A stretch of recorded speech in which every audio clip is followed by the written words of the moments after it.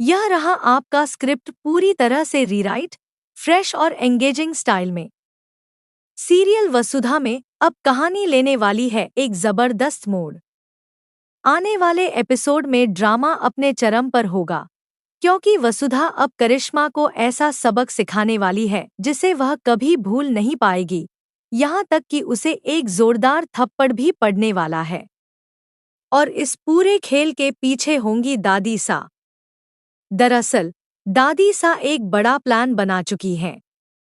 वह करिश्मा को अपने जाल में फंसाते हुए उससे कहती है कि अगर वह इस घर की बहू बनना चाहती है और वसु को बाहर करना चाहती है तो पहले उसे वसु के सारे काम संभालने होंगे।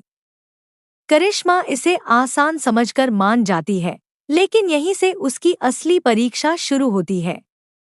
जब करिश्मा घर के कामों में लगी होती है, तभी वसु वहां पहुंचती है और दोनों के बीच तकरार हो जाती है।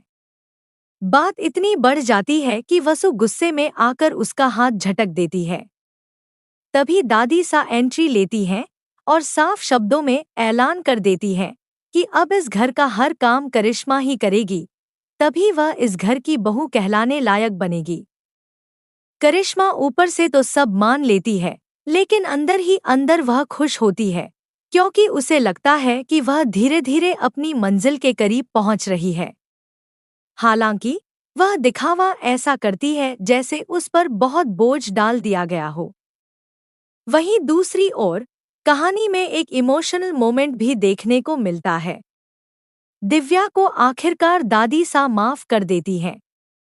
दिव्या अपनी जिद और सच्चाई से दादी सा का दिल जीत लेती है। वह घंटों तक दरवाजे पर खड़ी रहती है और तब तक नहीं जाती जब तक दादी सा पानी नहीं पी लेती। उसकी सच्ची भावना देखकर दादी सा पिघल जाती हैं और उसे गले लगा लेती हैं। लेकिन इस खुशी के बीच चंद्रिका अकेली पड़ जाती है।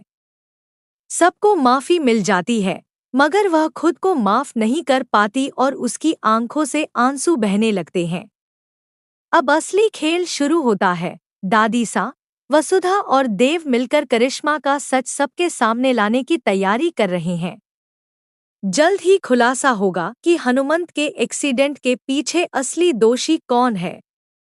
अब देखना दिलचस्प होगा कि यह सच शादी से पहले सामने आएगा या फिर शादी तक यह राज छुपा रहेगा। आप इस ट्विस्ट को लेकर कितने एक्साइटेड हैं? हमें कमेंट में ज़रूर बताएं और ऐसे ही अपडेट्स के लिए जुड़े रहें।